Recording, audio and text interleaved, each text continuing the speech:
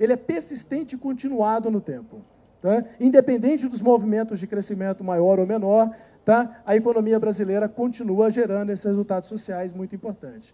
Bom, também há um debate sobre a inflação brasileira, e se observarmos os dados do semestre, desse último semestre, eu poderia trazer os dados da inflação dos últimos 15 anos no Brasil, dos últimos 20 anos no Brasil. Vocês iam observar que a inflação brasileira tem estado dentro do que nós chamamos de metas anunciadas pelas autoridades monetárias, pelo Conselho Monetário Nacional, há 10 anos. E quem já viveu um pouco mais no Brasil sabe muito bem, quem viveu os debates dos anos 80, sabe muito bem o que significa conseguirmos inflação dentro de metas anunciadas 10 anos consecutivos no Brasil. É um feito histórico extraordinário da economia brasileira. Vivemos, sim, processo de choques de inflação causado por choques de alimentos, tanto é que, quando se retira todos os itens de pressão de alimentos do IPCA, pode-se observar que mais de 50% do IPCA em vários meses do ano, nos últimos anos, eram associados à alimentação no Brasil. Tá? E, obviamente, que isso gerou algum tipo de constrangimento, que a gente chama de restrição, do lado do que a gente pode chamar da renda do trabalhador e da sua confiança. Só que esse processo se dissipou. Nos últimos 6 meses, o que nós temos é uma redução consistente dos índices de preço no Brasil, e o que é tão importante quanto uma redução no índice de difusão da inflação, que era 75%, caiu para 55%. Portanto, a inflação brasileira está sob controle, ela persiste dentro das metas anunciadas pelas autoridades monetárias, e o que é mais importante para a população de classes de renda menor, a inflação de alimento bastante controlada após os choques de seca, chuvas e regimes diferentes de chuvas e seca nos Estados Unidos e diversos outros problemas que nós tivemos, e vocês acompanharam, e esse assunto é um assunto passado da economia brasileira, né? Do lado fiscal, nós temos tido uma redução consistente da relação da dívida líquida sobre o PIB. Mais uma vez, esse ano, vamos fechar com o indicador da relação dívida líquida sobre PIB inferior ao ano anterior, e por conseguinte, isso tem acontecido ano após ano. Da mesma forma que eu acho que tão importante quanto a redução persistente na dívida é a melhoria na qualidade da dívida. A dívida brasileira vem se alongando consistentemente e os seus indexadores são melhores, bem melhores do que no passado. Só para ter uma ideia, em 2002, quase 90% da dívida brasileira era pós-fixada ou cambial.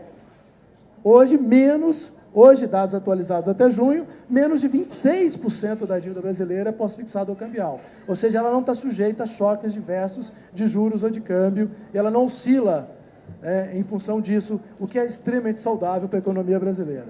Não há cenário para discussão de problemas de solvência fiscal no Brasil. Da mesma forma, as despesas diversas de governo estão sob controle. Se observarmos as despesas de pessoal e encargos no Brasil em relação ao PIB, caiu de 4,5% para 4,2% em 2013, ali está de 2003 para 2013. Eu estou falando como modelo macroeconômico, se me permite, eu tenho que apresentar uma visão geral e de direção. Tá? Nos últimos 10 anos, caiu de 2003 a 2013, caiu em relação ao PIB de 4,5% para 4,2%. As despesas de juros nominal da dívida em relação ao PIB, dados com posição até junho deste ano, caíram de 8,5% para menos de 5% do PIB de despesa de juros. Tá? E esses recursos, assim como as despesas de previdência no Brasil, que também caíram, chegou a ter uma despesa em torno de 1,6%, chegou em algum momento 1,7%, e hoje está menos de 1%, 0,9%, alguma coisa, arredondando ali 1% de despesa de previdência em relação ao PIB em 2013. Então, portanto, as despesas de governo estão sob controle. O que é mais interessante, esse espaço fiscal se transformou em desonerações permanentes para investimento em produção, reduzindo consistentemente o peso dos tributos na economia.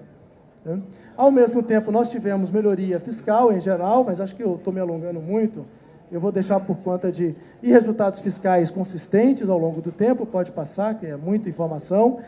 Numa comparação internacional, se eu tivesse, obviamente, 2, 3 horas, né, poderia detalhar mais isso. Numa comparação internacional, o Brasil tem uma posição fiscal muito boa, tanto em relação ao primário ao nominal.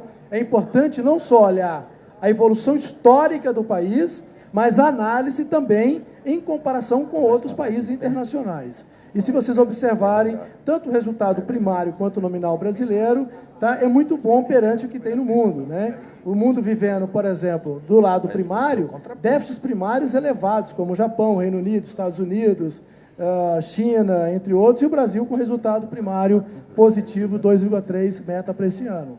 Da mesma forma, conforme a última posição, no nominal, em comparação internacional, que dê para fazer uma comparação internacional, segue a mesma coisa. Tá? Bom, pode seguir. O que nós temos também é muito comum a discussão sobre a dívida bruta brasileira, e o que nós sabemos é que quando a gente faz uma comparação internacional após a grande crise de 2008, né, vários países do mundo tiveram aumento de dívida bruta no PIB de mais de 10, 15, 20% do PIB, 40%, 50% do PIB. A do Brasil, quando alterou 2, 2,5% do PIB. Ela está extremamente estável e bem comportada, se vocês observarem. E no conceito que nós acreditamos que é o correto, ela é praticamente quase 10 pontos percentuais ou 10% do PIB menor do que o FMI, e todos reconhecem que esse nosso pedido de revisão do conceito é fundamental e ele demonstra a nossa qualidade de dívida no Brasil. Inclusive, detalhes técnicos, se quiser, depois eu elaboro um pouco mais. Bom, é preciso termos eventos recentes para mostrar como há uma confiança sobre a economia brasileira. Faço questão de destacar, primeiro, o indicador de investimento direto estrangeiro no Brasil tem sido persistentemente elevado nos últimos anos. A gente está falando de investimento direto estrangeiro entre 60 e 65 bilhões de dólares por ano no Brasil. Só nesse primeiro semestre foram, até agora, até junho, 30 bilhões de entrada de investimento direto estrangeiro no Brasil. Nós tivemos vários outros eventos que demonstram a confiança dos grandes investidores nos grandes projetos nacionais. Como, por exemplo, a maior IPO do mundo no ano 2013, que foi a BB Seguridade. Participaram 240 investidores institucionais, incluindo grandes globais. Nós tivemos a 11ª rodada de licitação de petróleo e gás. Tivemos a emissão num título global no mercado internacional com menor spread na história de emissão de soberanos brasileiros. Ao mesmo tempo, tivemos a captação da Petrobras, entre outros. Pode seguir. De acordo com essa pesquisa, a Ernst Young, em 2000, é um dado para abril desse ano, tá? É a última atualização da Ernst Young, o Brasil é considerado o 3º melhor destino de investimento no mundo.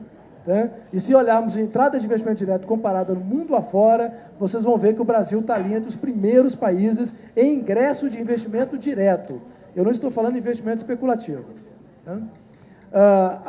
E aí tem um número mostrando isso, que o Brasil, em 2012, fechou em 4ª posição em entrada de investimento direto. Aqui tem uma lista de medidas, tá, econômicas, entre outras. Algumas passam despercebidas, eu faço questão de reforçar, que são medidas que a gente chama microeconômicas de melhoria do ambiente de negócio no Brasil, que seguem muito firme a agenda. E aí eu coloquei uma lista de algumas, tá, medidas apenas, e eu vou destacar talvez uma ou outra que os senhores participaram intensamente aqui e contribuíram com isso.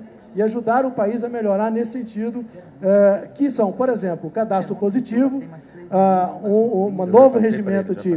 Deixa eu acelerar um pouco mais. Incentivos à emissão de debêntures no Brasil e a FDICs no Brasil, de investimento e de infraestrutura, um mercado que tem sido muito forte e crescente, desde a sua regulamentação em setembro do ano passado até agora. A gente está falando de emissão de papéis que já chega a quase 9 bilhões, e é um mercado muito grande, que deve ter um potencial de ser muito maior num período como este. Nós estamos falando de várias medidas que melhoram o spread bancário brasileiro, tá? E que talvez tenham passado despercebido, mas é bom destacar. Entre elas, uma medida de estímulo de renegociação de dívida bancária no Brasil. Uma outra medida que virou lei em maio deste ano, que é o valor incontroverso para todas as operações de crédito no Brasil, tá? Para todas as operações de crédito. Então, o sistema bancário não tem risco jurídico na emissão de crédito, sem saber se ele vai ter, numa eventual disputa judicial, tá? Suspenso o pagamento de amortizações e principal. A amortização e principal é incontroverso, e eu listaria muitas outras, a BGF, portabilidade de dívida mobiliária, tá? O FUNPRESP, extremamente importante para solvência fiscal e financiamento da Previdência dos servidores públicos federais intertemporalmente, muitas medidas de simplificação e modernização tributária, e além de uma medida extraordinária que foi aplicada em 2011, que foi uma medida que mudava a regra de remuneração da poupança e que, com isso, flexibilizou a política monetária e aumentou o poder da política monetária no tempo. A redução do custo da energia é uma medida microeconômica importante, reduz o custo da produção e do investimento, particularmente setores intensivos em energia. Volta lá, só para mostrar um detalhe. Isso aqui é só um exercício, tá? Uma simulação, não tem comparação internacional, é muito difícil ter. Isso aqui é só um exercício para mostrar que, no caso do custo da tarifa industrial, o Brasil, de fato, tinha uma tarifa alta, e ele ficou abaixo, depois da medida da média mundial, e no caso da tarifa residencial, o Brasil já tinha uma tarifa boa, ficou ainda menor. Então esse é um problema claramente resolvido, o setor produtivo tem, digamos, tirado muito proveito disso. Temos feito uma intensa política de desonerações tributárias, fizemos isso, todo mundo acompanhou isso. Na sua maioria são medidas permanentes, focadas no investimento na produção, focada na equidade tributária, como desoneração da cesta básica, amplamente colocada e discutida em conjunto. Simplificações tributárias, hoje a devolução do crédito, todo o crédito tributário é imediata, isso é uma medida de extrema importância para os setores produtivos, né? E essa é uma agenda que está aí construída em conjunto com esta casa, que todos acompanham com muito interesse, que foi, primeiro, o fim da chamada Guerra dos Portos, a Resolução 13, a sugestão e a proposta, a minuta de resolução para o ICMS, acompanhado da constituição de 2 fundos, está em discussão. A desoneраção da folha de pagamentos, ela praticamente atingiu todos os setores intensivos em trabalho no Brasil. Não há um setor ou outro em preferência nesse sistema. Basicamente, quando o setor não deseja a medida, porque ele é intensivo em capital, então, para ele, o problema principal não é folha, o problema principal é o outro, e essa medida já temos resultados preliminares, porque essa medida foi adotada amplamente a partir de janeiro deste ano. 3 setores entraram em dezembro de 2011, e nós já temos estudos para esses 3 setores, porque são os únicos que têm dados para um ano calendário completo, que é 2012. E é impressionante o efeito da medida nesses 3 setores. Na criação líquida de emprego, no aumento da competitividade, no aumento da capacidade de produção, entre outros. Na formalização do trabalho, esse estudo será divulgado em breve. Tá? Pode voltar. E aí vai, né? Deixa eu acelerar um pouco mais. Doutor Márcio. Sim. 1 minuto? 1 minuto. Farei milagre. Em síntese...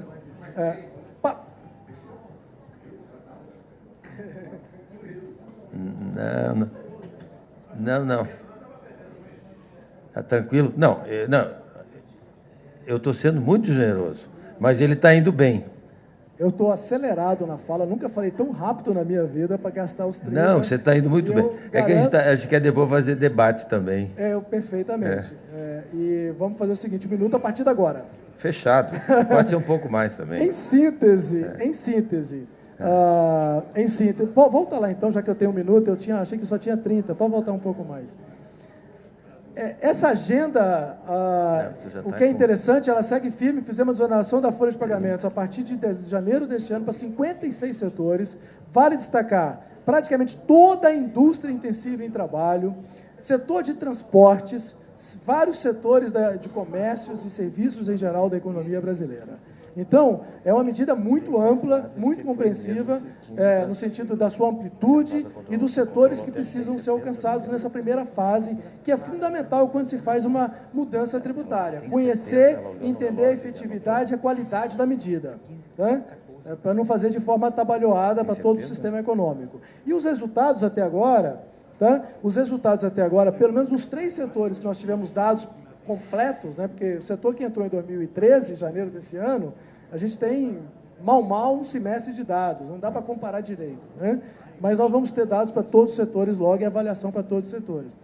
Esses têm sido os resultados em geral. É impressionante a efetividade da medida, tá? Entre outros, né?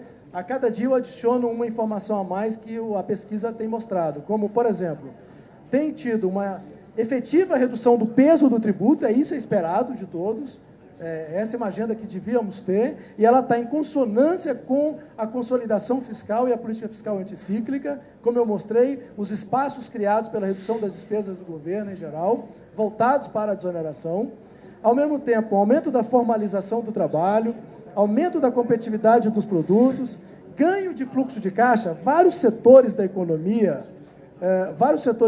são sob encomenda. E a tributação sobre o faturamento, ela acontece quando há o faturamento. A contribuição sobre a folha, ela é contínua no tempo, independente de estar faturando mais ou menos.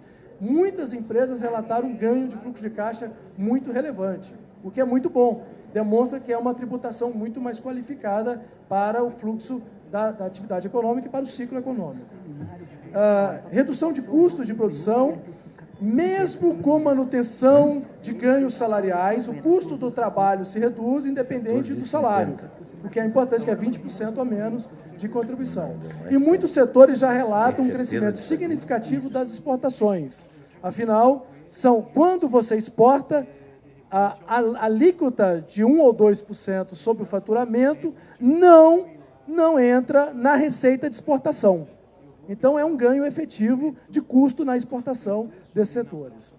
Pode passar. Em síntese, essa apresentação ela deixa muito claro que diversas medidas foram tomadas olhando o horizonte de tempo mais longo, de microeconômica, a programa de concessões, a mudança nos preços relativos da economia, juros, câmbio diversos, de modo que a economia tem hoje muito mais o incentivo para o longo prazo do que tinha no passado. E é isso que importa. Sem isso, não tem incentivo ao investimento de longo prazo, não tem incentivo a construções e portanto, não tem incentivo a investimento em infraestrutura. Então, a economia está alinhada com esse incentivo. Isso é muito importante para a economia brasileira. Nós desejávamos isso, nós construímos isso em conjunto, a sociedade construiu isso e o Brasil tem isso. Portanto, um horizonte de investimento de longo prazo sustentável, baseado em isso, em taxas reais de juros compatíveis com níveis internacionais, política fiscal responsável, política e regime de câmbio flutuante. Uma reforma tributária, como eu já coloquei, que vem andando fortemente com simplificações, eu listei algumas das simplificações, tá? Poderia listar muitas outras, além de redução do próprio peso do tributo na economia, amplo programa de investimento, vários investimentos setoriais. Os senhores estão acompanhando investimento no setor automotivo na ordem de 60, 65 bilhões até 2016. Eu esqueci de falar, fizemos um regime automotivo para até 2017, para incentivar tecnologia e, ao mesmo tempo, redução de emissão de CO2 nos novos carros produzidos no Brasil, e para incentivar a incorporação de equipamentos de maior segurança. Então, teremos um ciclo de investimentos num setor relevante da economia brasileira, com tecnologia com cada vez mais tecnologia embarcada no veículo, com segurança e com menos emissão de CO2. Esse é o ciclo que temos. O Inovar Alto é um sucesso e, ao longo desse semestre, vamos, inclusive, apresentar resultados já desse programa. E ele, ao contrário, ele estimulou mais investimentos e acelerou ainda mais investimentos no Brasil.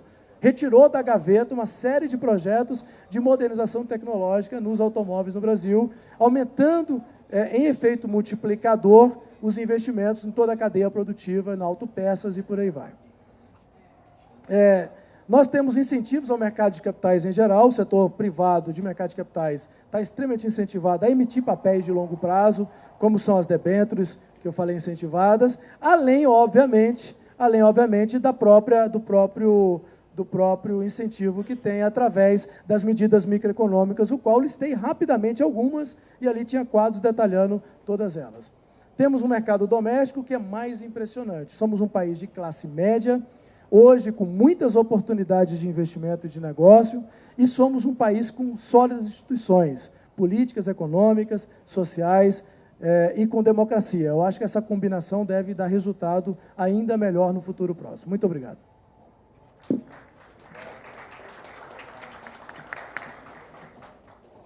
Líder, deputado Eduardo Cunha. Prezado companheiro, coordenador do processo do seminário aqui, deputado Peronde, presidente da Casa, Henrique Alves, nossos convidados, destacando primeiro o secretário Márcio Lande, os demais que ainda vão falar, meus companheiros, dizer que esse é um momento que é muito importante para a gente, né? Nós viemos sempre entre nós fazendo alguma série de debates e a gente sempre sente falta de trazer para o seio de uma bancada um debate mais qualificado acerca dos problemas reais do país, seja na área econômica, seja em todas as áreas, para que a gente possa construir propostas, projetos, soluções, ou até mesmo entendermos as propostas, projetos e soluções que advêm do Poder Executivo, termos qualificação para debatermos dentro das bancadas, para poder levarmos às bancadas as posições, para que a gente possa tirar as nossas posições com conhecimento, com qualificação, e que a bancada possa estar sempre sabendo aquilo que vai estar no painel deliberando, apreciando e participando. É claro que, além disso, existe o nosso processo de formulação de conceituação de propostas partidárias, que extrapolam também ao próprio entendimento das votações cotidianas que nós somos submetidos nessa casa e que nos levam ao debate cotidiano das matérias mais, digamos assim, diárias, rotineiras, que são enviadas pelo Poder Executivo, oriundos de projetos outros de nós mesmos parlamentares. Isso só se faz, o debate só se faz trazendo pessoas qualificadas, visões diferentes, e que nós possamos também, no seio desses debates com agentes externos relevantes, termos também a possibilidade de nós debatermos entre nós e assim formular os nossos conceitos para que o partido possa ter as suas propostas e ter as suas bandeiras renovadas, atualizadas e, ao mesmo tempo, externadas por todos de uma forma equânime, de uma forma com a mesma visão e de uma forma que todos possam entender quando um fala. Chegar ao ponto que qualquer um poder assumir qualquer debate público, seja ele interno ou externo ao Congresso Nacional, seja no seu estado, seja em Brasília, seja com meio de comunicação, que a gente possa conseguir ter uma linguagem e seja uma linguagem que todos concordem e todos possam seguir. Então, são passos importantes que estava e continua faltando ao nosso PMDB, e que esse seminário, que certamente se seguirá outros, a proposta do presidente da Casa, que a gente faça um com mais profundidade, o nosso presidente Raup promover um com uma extensão partidária maior, nosso presidente da Fundação, deputado Eliseu Padilha, que já tem o hábito de promover rodadas acerca disso, os nossos ministros que têm vindo participar, pelo menos na bancada da Câmara, de reuniões para debater as propostas das suas pastas. Enfim, esse conjunto que faz o PMDB, que faz todos nós, cada um com as suas virtudes e deficiências técnicas em alguns setores, mas todos com o mesmo espírito público de tentar entender, querer participar e ter condições de assimilar qualquer coisa que nós possamos trazer de informação e que precisamos trazer, principalmente no momento que a gente está com uma movimentação popular latente. E essa movimentação popular tem as suas causas, as suas razões, as suas consequências e as suas naturezas a serem compreendidas. Então, faz parte desse processo. Eu parabenizo o deputado Peronde por começar essa série, parabenizo pela qualificação dos palestrantes que aqui estão. A bancada do PMDB na Câmara está muito participativa, as reuniões de bancada nossa têm tido um quórum extremamente elevado, o debate tem sido feito de alto nível, a posição tem sido feita, tem sido tomada e seguida quase que unânime, o que mostra que a cada dia que passa nós nos sentimos num verdadeiro desejo de sermos mais inteiros dentro do partido, porque partido já é uma divisão, né? Se não fosse divisão seria inteiro, é partido. Mas só que nós somos uma divisão do inteiro, e dentro da nossa divisão, nossa parte de partido, a gente quer seguir equânime com propostas, com soluções, com alternativas, e estar presente no debate. Então eu parabenizo você, Peronde, por essa qualificação.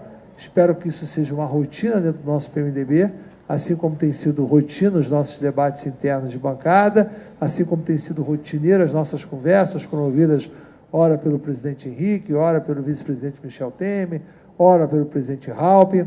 As reuniões de Executiva Nacional com mais participação de todos os companheiros devem ser mais frequentes.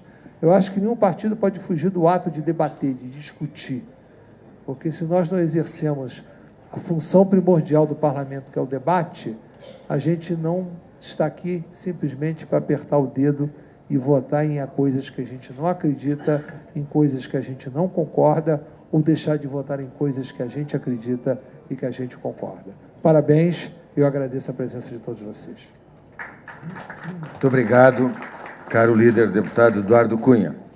Viremos agora ao nosso querido presidente da Câmara, deputado Henrique Eduardo Alves. Boa tarde a todos. É muito rapidamente a nossa palavra aqui, Peronde, líder Eduardo Cunha. Bem parabenizar a bancada por esse gesto de debate. Não é que o país quer soluções alternativas ao que aí está.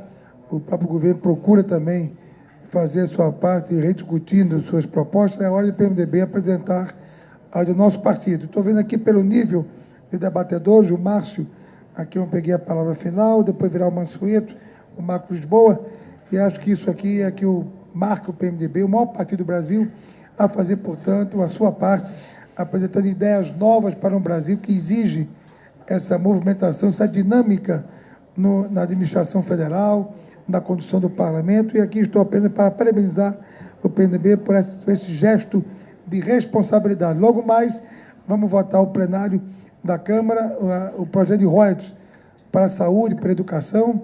Quero ver se na próxima semana podemos pautar uma PEC que muda o rito das medidas provisórias, voltando, portanto, a valer o prestígio do plenário, que hoje está circunscrito a uma pequena comissão mista, tirando, portanto, poder de negociação do debate do plenário da Casa. Enfim, propostas que atualizam, modernizam o nosso parlamento. Parabéns à bancada do PMDB e parabéns a você, Peronde, pela condução dos trabalhos. Só isso.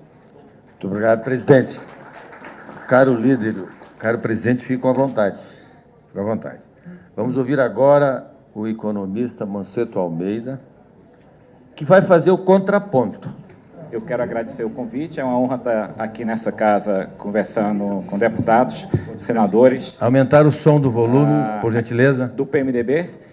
Eu sou funcionário público do IPEA, mas estou falando aqui claramente, enfim, é uma visão muito pessoal, não é a visão do meu instituto. Isso é uma coisa muito boa do Brasil, que prova que o Brasil é um país muito avançado do que qualquer outro país emergente, porque em nenhum dos grandes países emergentes, como Índia, China ou Rússia, um funcionário público poderia vir no parlamento e falar sua opinião pessoal. Isso acontece no Brasil, o que prova que, do ponto de vista institucional, esse país, desde a redemocratização, enfim, pelo esforço de vocês todos, do partido do PMDB foi que lutou por isso, o Brasil, do ponto de vista institucional, é hoje um país extremamente avançado. E o que eu vou mostrar aqui são os mesmos dados que o secretário tão bem falou, mas com uma visão um pouco diferente. Quer dizer, economista sempre tem visão diferente, né? Eu vou mostrar aqui, enfim, a minha leitura dos dados, levantar algumas questões para as quais eu não tenho resposta. A gente precisa entender no Brasil que qualquer debate econômico, ele não tem, nenhum economista vai dar a solução. Nunca se vai encontrar no manual de economia se o orçamento deve ser autorizativo ou impositivo. Nunca se vai encontrar no manual de economia qual deve ser o tamanho do Estado, quanto o Estado deve gastar em relação ao PIB. Nunca se vai encontrar no manual de economia qual deve ser a divisão do gasto fiscal. Se deve gastar mais com saúde ou educação, se deve gastar mais com investimento público ou com transferência de renda.